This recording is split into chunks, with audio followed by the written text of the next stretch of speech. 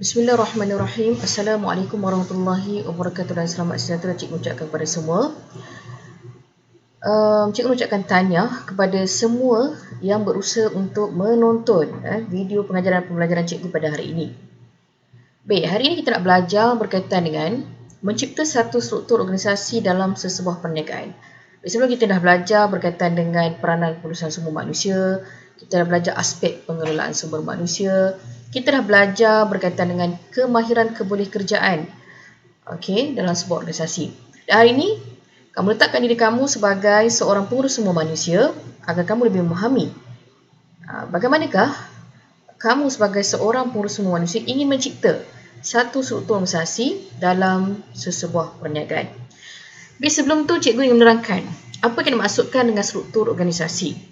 Struktur organisasi adalah merujuk kepada susunan secara hierarki kuasa, tanggungjawab dan rangkaian komunikasi dalam sesebuah organisasi. Jadi, struktur organisasi ini memudahkan semua manusia dalam sesebuah perniagaan itu untuk memilih di manakah punca kuasa untuk dia berkomunikasi sekiranya ada sesuatu masalah atau sesuatu isu dalam sesebuah organisasi. Struktur organisasi menentukan bagaimana peranan, kuasa dan tanggungjawab pekerja ditetapkan, dan struktur organisasi juga menentukan bagaimana peranan dikawal dan diselaraskan antara lapisan pengurusan yang berbeza dalam organisasi.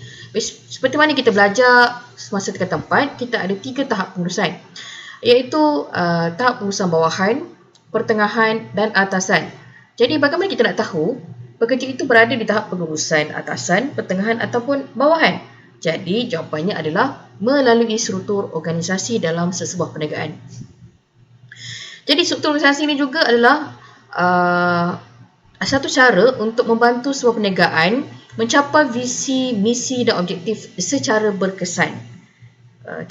Dalam setiap organisasi terdapat carta organisasi yang berfungsi menunjukkan struktur organisasi yang wujud. Kalau kita lihat dekat sekolah pun kalau kita lihat di sekolah di pejabat, ada satu struktur organisasi yang besar, carta organisasi. Jadi kepada mereka yang first time menjejakkan kaki dekat SMK Negeri 8, pasti akan jumpa dengan siapa dia akan berjumpa, dengan siapa dia nak berkomunikasi melalui carta organisasi. Selain daripada itu, setiap tahun kalau kamu berada dalam kelas pada awal tahun, semua kelas perlu adakan carta organisasi. Jadi di situlah kita boleh lihat betapa pentingnya struktur organisasi ataupun carta organisasi dalam sesebuah organisasi. Baik, ada berapakah struktur organisasi?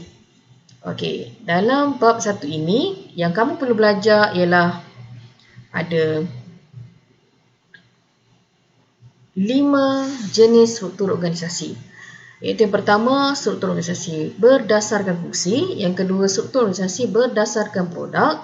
Yang ketiga, struktur organisasi berdasarkan geografi ataupun wilayah. Yang keempat, struktur organisasi berdasarkan pelanggan. Dan yang kelima, struktur organisasi berdasarkan metrik. Baik, cikgu akan terangkan satu persatu.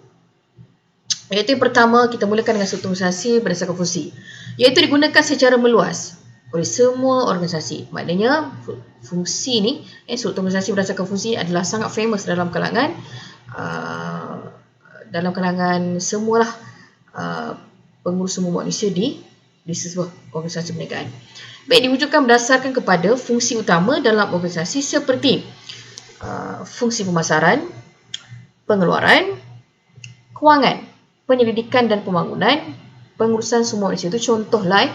Kalau kita lihat banyak lagi fungsi-fungsi lain yang kita boleh letakkan dalam struktur organisasi ini. Kamu boleh rujuk bab 4 tingkatan 4, di mana ada banyak bahagian fungsian yang boleh kamu letakkan di dalam struktur organisasi ini sekiranya ia berkepentingan dalam perniagaan kamu. Baik, bagaimanakah individu ditempatkan di struktur organisasi ini? Dia menempatkan struktur organisasi ini berdasarkan kemahiran ataupun kepakaran. Contoh,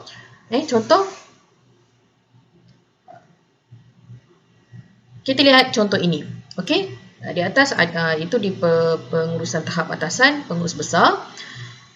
Pengurusan pertengahan itu pengurus pengeluaran, pengurus kewangan, pengurus pemasaran, pengurus R&D, pengurus sumber manusia. Kita boleh letak lagi kat sini pengurus operasi. Kita boleh letak lagi pengurus IT sekiranya ia berkeperluan di perniagaan kamu. Baik, bagaimana kita nak letakkan mereka ni? Berdasarkan fungsi ni. Itulah tugas kamu sebagai pengurus sumber manusia. Sebab itu kita dah belajar dah peranan, kita dah belajar dah aspek pengelolaan, kita dah belajar dah kemahiran kerjaan. Jadi kamu sekarang ni dah sangat faham tugas kamu sebagai pengurus sumber manusia. Jadi kamu letakkan jawatan-jawatan itu ataupun pekerja-pekerja itu berdasarkan kemahiran dia, kepakaran dia. Kalau pekerja itu masa datang interview, dia pakar dalam bidang kewangan, dia pakar dalam bidang pengeluaran. Jadi kamu letakkan dia di pengurus pengeluaran dan pengurus kewangan. Okey, jelas ya?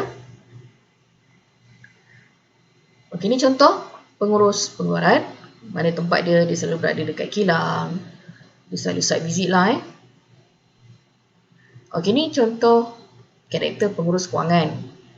Jadi kalau kita lihat penempatan dan fasiliti yang disediakan oleh pengurus sumber manusia ataupun pengurus besar di syarikat ini sangat bagus. Disediakan PC, disediakan meja, tempat fail. Okey. Ini adalah pengurus pemasaran. Ni karakter dia lah. Maksudnya dia kerja dia adalah untuk memasarkan produk. Jadi dia perlu memikirkan bagaimanakah cara untuk memasarkan produk dengan bagus. Dia ada kepakaran di situ, dia ada kemahiran di situ. Jadi inilah kerja dia. Seterusnya ini adalah contoh pengurus penyelidikan dan pembangunan. Jadi kerja dia untuk menyelidik, kerja dia untuk membangunkan sistem-sistem yang ada masalah. Okey. Dan ini adalah pengurus sumber manusia. Okey, ini tugas dia sedang berbincang lah mungkin berkaitan dengan apakah struktur organisasi yang sesuai untuk perniagaan mereka. Contoh. Okey, seterusnya kita pergi kepada struktur organisasi berdasarkan produk. Okey, berdasarkan produk. Okey. Sebelum tu, cikgu nak semua pelajar perlu fikirkan apakah produk yang kamu minat untuk cipta sekiranya kamu berpeluang untuk berniaga. Okey, berpeluang untuk membina perniagaan sendiri. Okey, bermula pada hari ini, cikgu nak kamu bersedia dengan produk kamu, bersedia dengan syarikat kamu, bersedia dengan visi, misi, objektif dan bersedia dengan logo perniagaan kamu. Selepas habis video ini, cikgu akan beritahu apakah tugasan-tugasan kamu. Baik, kita sambung semula berkaitan dengan struktur organisasi berdasarkan produk. Di mana ia sesuai untuk perniagaan yang berskala besar. Di mana perniagaan itu mempunyai produk yang banyak. Produk yang sangat banyak dan luas. Okey, dan mengeluarkan produk yang banyak memudahkan pihak pengurusan menyelaraskan operasi atau perkhidmatan yang berkaitan. Okey, sekiranya ada seorang sahaja pengurus dan ada berpuluh-puluh produk. Jadi tentu sangat menyukarkan seorang pengurus itu untuk menyelaraskan operasi ataupun perkhidmatan ataupun untuk mengetahui segala masalah ataupun untuk menyelesaikan masalah berkaitan dengan produk yang banyak itu. Jadi sebab itulah wujudnya struktur organisasi berdasarkan produk ini. Jadi membantu pengurusan perniagaan itu. Okey, individu bekerja mengikut pengalaman. Maknanya individu yang kita tempatkan di struktur organisasi tersebut, kita letakkan dia berdasarkan pengalaman. Maknanya dia ada pengalaman tentang produk tersebut. Yang kedua, pengetahuan. Dia ada pengetahuan tentang produk tersebut. Dia ada kemahiran mungkin menghasilkan produk dan berkepakaran dalam menghasilkan produk tersebut lah. Okey. Okey, ini contoh. Contohnya adalah ini pengurus besar dan kita ada letakkan pengurus-pengurus ini berdasarkan produk A. Jadi pengurus A dia menjaga produk A. Pengurus B dia menjaga produk B. Dan seterusnya sehinggalah ke produk E. Okey. Contohnya pengurus ini. Pengurus ini dia diletakkan di struktur organisasi berdasarkan produk A, iaitu pakaian sukan. Jadi pengurus ini kerjanya hanya menyelenggara, menjaga pakaian sukan ini. Okey. Seterusnya, pengurus produksi, dia menjaga produksi saja, iaitu tudung wanita. Mungkin kalau kamu nak letak pakaian wanita, dia jaga pakaian wanita saja. Kalau dia bahagian tudung wanita, dia jaga tudung wanita saja. Okey. Dan contoh yang ini, pengurus B menjaga produk B, dia jaga kasut sukan saja. Kalau tadi produk sukan kan, mungkin banyaklah produk sukan tu. Jadi yang ini dia kasut sukan. Kalau kita lihat pun seorang yang pakar dalam bidang kasut sukan terlalu banyak kasut, betul tak? Kasut untuk berlari, kasut untuk jogging, kasut untuk sport, kasut untuk training, kasut untuk bola sepak, bola baling. Jadi perlulah ada pengurus dalam pengurusan kasut sukan. Itu sekiranya kamu mengeluarkan produk kasut yang sangat banyak lah, macam Alisan kan. Okey. Produk B, produk D, dia hanya mengurus pakaian kanak-kanak saja. Okey. Yang ni dia pengurus produk ini dia menguruskan pakaian wanita saja. Okey. So, cikgu harap kamu fahamlah yang struktur organisasi berdasarkan produk ni. Okey. Contoh lain. Okey, contoh yang cikgu nak tunjuk lagi yang mudah lah. Contoh kalau dekat Giant kan. Dekat Giant kan ada banyak sangat produk. Jadi contoh produk perkakas rumah, produk bahan basah, bahan kering, produk kanak-kanak. Jadi mungkin setiap bahagian itu telah dilantik pengurus-pengurus yang berkaitan. Kalau kita lihat kalau kita sebagai customer pun kita pergi dekat organisasi ataupun kita pergi kat shopping mall kan, kita pergi. Contohnya kita ada berkomunikasi dengan seorang pekerja ni. Kita tanya dia. Okey, so kita akan tanya, ya ada masalah puan? Boleh saya bantu? So kita katalah saya nak mencari kasut yang sesuai untuk berlari. Okey, sekejap saya akan panggilkan pekerja sesuai ataupun pengurus yang sesuai. Jadi mungkin itu mall itu menggunakan struktur organisasi berdasarkan produk lah. Sekiranya begitulah. Itu contoh. Okey, yang ketiga ialah struktur organisasi berdasarkan geografi dan wilayah. Yang mana ia berdasarkan kawasan pasaran yang menjadi fokus syarikat lah. Maknanya fokus syarikat mungkin syarikat fokus di Sabah, syarikat fokus di Sarawak, syarikat fokus di Melaka. Dan Melaka pula terbagi kepada 3, iaitu Jasin, Melaka Tengah ataupun Alor Gajah. Contoh, ada 3 wilayah ini akan ada seorang pengurus yang jaga. Okey, mungkin ada di utara, di Kedah, mungkin ada di Pantai Timur, di Kelantan, Terengganu, akan ada seorang pengurus yang jaga. Itu contohlah. Jadi memerlukan sejumlah kaki tangan yang sangat besar lah, sebab kita kalau kita ada banyak branch, kita ada banyak wilayah ataupun kawasan yang kita nak bangunkan perniagaan kita, dan pastikan kita akan ada seorang pengurus di situ, dan tentulah kita memerlukan kaki tangan yang banyak. Even dekat di ibu pejabat ataupun di HQ sendiri pun kita memerlukan ramai pekerja lah untuk dia monitor. Okey, monitor je. Jadi tujuan penjelasan ni, tujuan dia lah untuk jabatan, unit, bahagian di pelbagai wilayah lah. Mudah untuk menyelenggara, mudah untuk mengetahui masalah. Tak perlulah seorang pengurus duduk kat HQ, kalau nak tahu pasal perniagaan di Melaka, nak kena travel kat Melaka. Lepas tu kat Melaka tu pula tak ada pengurus nak jaga, takkan nak biarkan pekerja saja yang bekerja kat situ kan. Jadi dia nak refer siapa sekiranya ada masalah. Okey. Jadi pastikanlah, pastikan pengurus yang berada di kawasan itu dia sangat faham tentang budaya tempat itu. Dia sangat faham tentang budaya. Jadi kita letakkan, kita pastikan, kita tanya dulu, di manakah negeri kelahiran anda kan. So awak sebagai pengurus semua Malaysia, kita dah belajar aspek pengelolaan kan. Jadi kamu tak ada masalah kot untuk menempatkan pekerja itu berdasarkan kesesuaian, berdasarkan kelayakan, berdasarkan kemahiran ataupun kepakaran lah. Jadi kalau dia lahir dekat Melaka, apa kata kita letak dekat Melaka? Kalau dia lahir kat Sabah, kan semua orang boleh cakap Sabah kan, nak kena belajar lagi bahasa Sabah tu. Jadi apa kata, mereka pekerja yang datang interview tu dia memang orang Sabah dan dia berkelayakan dengan jawatan pengurus wilayah itu, kita letakkan dekat Sabah. Kalau orang Sarawak pula kita letak kat Sabah, kat Sarawak. Kalau dia orang Pantai Timur, dia biar kita letakkan dia kat Pantai Timur.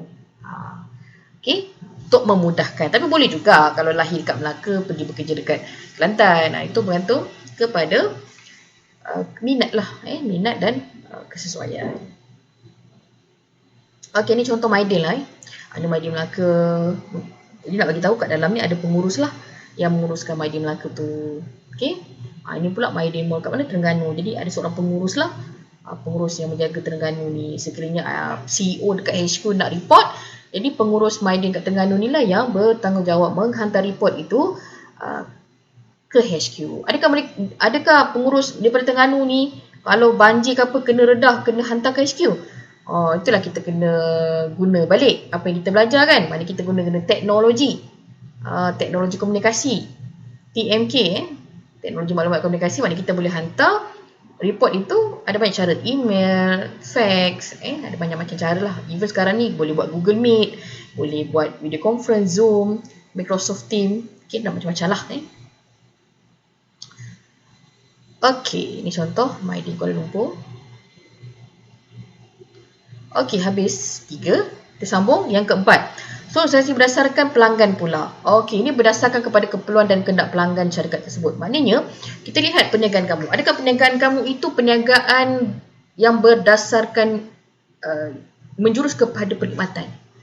Contoh produk, contoh insurans, okey, yang mana kita lebih kepada perkhidmatan pelanggan. Lepas tu selain daripada itu, bank, okey, yang banyak berurusan di kaunter. Selain daripada itu, pejabat pos. Itu contohlah, ada banyak lagi.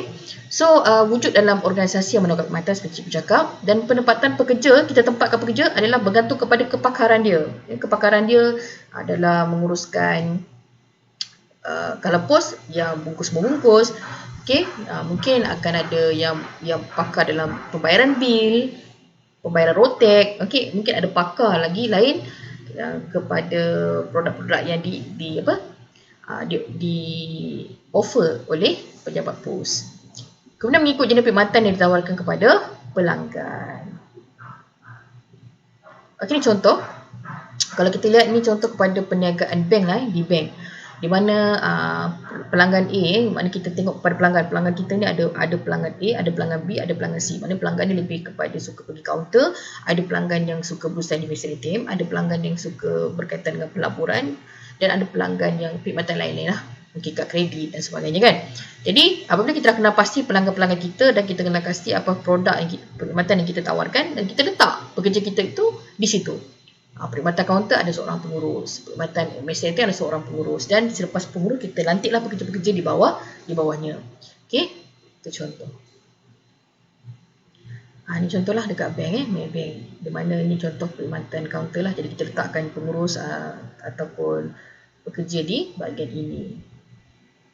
Kita make sure kalau kat kaunter ni kita kena pastikan dia pandai berkomunikasi, mempunyai penampilan yang diri yang menarik. Sebab itu kamu kena buat iklan lah, iklan jawatan. Lepas ni ini kerja kita akan bagi. Okey, kalau yang ini adalah pengurus yang bekerja di mesin ATM. Jadi kalau pelanggan ni ada masalah berkaitan dengan mesin ATM, bolehlah rujuk dengan pengurus-pengurus ni ataupun pekerja-pekerja yang dilantik. Walaupun ada self-service kat situ, kawasan itu tidak dibiarkan kosong tanpa pengurus atau pekerja. Sebab ada juga mungkin pelanggan-pelanggan yang tidak faham tentang servis yang ditawarkan oleh pihak bank. Okey, kalau pelanggan sekarang ni pelaburan, mungkin nak melabur untuk masa depan kan, fixed deposit ke. Okey, ni perkhidmatan lain berkaitan dengan kad kredit, dan mungkin ada perkhidmatan lain lah. Okey, so yang terakhir ialah berkaitan dengan struktur organisasi berdasarkan matrik. Matrix, nama dia lain daripada yang lain. Maksudnya adalah sistem berbilang arahan. Maknanya ada banyak arahan di situlah. Kalau tadi kan produk, dia jaga produk tu je, jadi arahan dia jaga produk tu je. Kalau fungsi, dia bahagian kewangan, arahan dia lebih kepada kewangan je. Kalau produk, kalau dia bahagian counter, dia jaga counter je arahan dia. Jadi difokus kat itu. Tetapi kalau matrik ini, dia lebih kepada struktur organisasi yang ada combination. Combination lebih daripada satu struktur organisasi. Kalau di sini contohnya ada gabungan struktur organisasi berdasarkan fungsi dan struktur organisasi berdasarkan produk. Gabungan kedua-dua ini, maka lahirlah yang ini. Okey.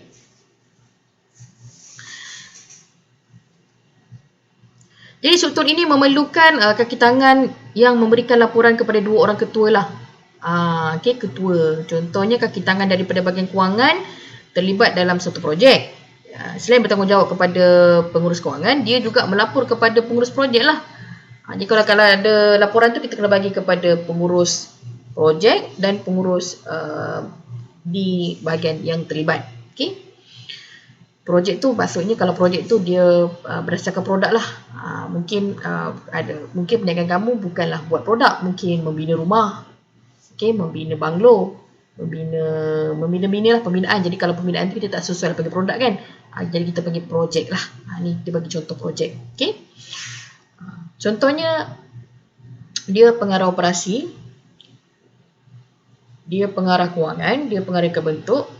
Mungkin pengarah-pengarah ini dia menjaga hanya satu saja projek. Jadi akan ada 1, 2, 3 pengarah operasi, 3 pengarah kewangan, 3 pengarah kebentuk, 3 pengarah pemasaran dan 3 pengarah sumber manusia. Dan dia ada 3 juga lagi pengurus. Jadi pengarah pengurus. Ini kalau perniagaan yang besar lah, ada board of director, ada macam-macam saham. Okey, macam cerita drama lah kan. Macam ada 3 Samarinda tu kan, yang ada perniagaan besar-besar, board of director. Itu sesuai lah menggunakan struktur organisasi berdasarkan metrik ni. Okey, kita lihat contoh. Contohnya kalau kita lihat fungsi, ini fungsinya. Encik Somad ni kita lantik dia jadi pengurus operasi. Encik Azhar kita lantik dia pengurus kewangan. Encik Sofia, Puan Sofia kita lantik dia pengurus pemasaran. Encik Aski kita lantik dia sebagai pengurus sumber manusia. Dan Encik Manan sebagai pengurus kebentuk di projek A, iaitu membina kondominium Shah Alam.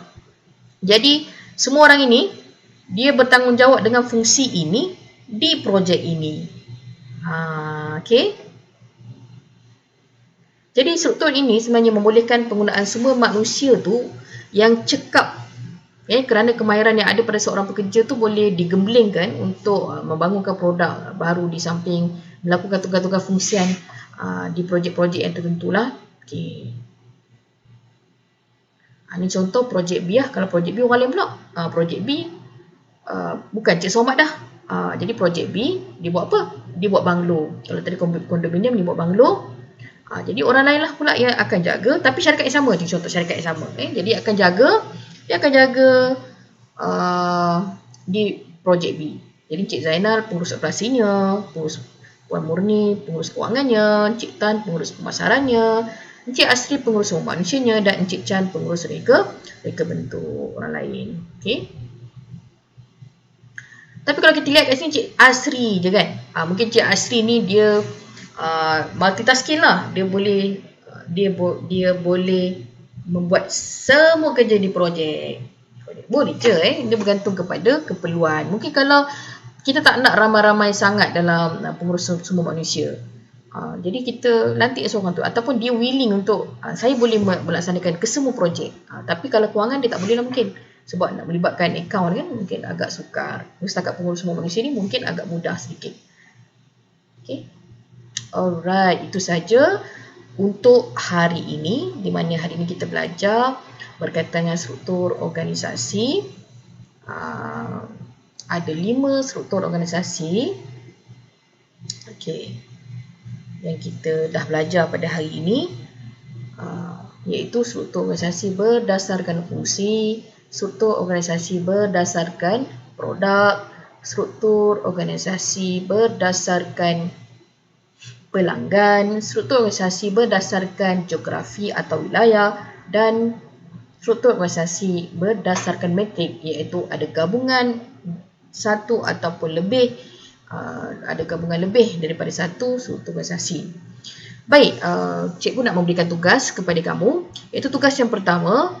Kamu sebagai pengurus sumber manusia perlulah membuat satu video iklan jawatan kosong berdasarkan perniagaan kamu. Dan cikgu harap perniagaan kamu itu kamu akan guna sampai akhir tahun ini. Kita nak belajar satu saja. Kamu jangan terlalu ada banyak sangat produk atau minat. Kamu fokus kepada satu. Okay, supaya kamu tidak carca marba perniagaan itu. Jadi satu saja perniagaan, kamu dah boleh fikir, bina satu perniagaan, bina satu logo, dan kamu buat satu video iklan berkaitan dengan iklan jawatan kosong. Tak kisah satu atau lebih daripada satu jawatan kosong berdasarkan kepada keperluan perniagaan kamu. Berdurasi minimum 35 saat, maksimum 3 minit. Jadi kamu gunakanlah kepakaran IT kamu. Dan siapa yang buat video ini, cikgu terus bagi band 6. Maknanya kamu telah selesai ataupun boleh melaksanakan tugas sebagai pengurus sumber manusia. Itu tugasan yang pertama. Tugasan yang kedua, cikgu nak kamu buat satu struktur organisasi yang berkaitan dengan perniagaan kamu. Reka. Kamu boleh buat di Microsoft Word ataupun kamu boleh buat di PowerPoint. Kemudian kamu snap picture, letak nama kamu, letak kelas kamu dan kamu hantar kepada cikgu. Kalau video tu kamu hantar secara PM lah. Okey, dan yang ketiga, seperti biasa, setiap habis saja pengajaran-pembelajaran, kamu wajib membuat nota peta minda yang menarik. Bukan untuk cikgu tapi untuk kamu, yang menarik untuk kamu.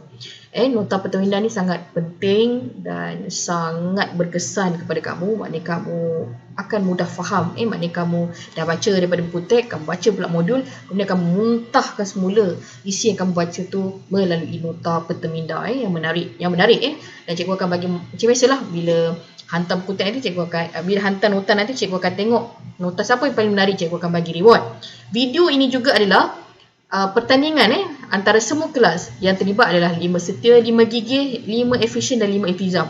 Semua kelas ini wajib membuat video ini dan cikgu akan pilih video yang terbaik untuk cikgu berikan hadiah. Okay, nantikan hadiahnya, akan ada hadiah yang menarik dan akan ada reward yang cikgu berikan. Okay?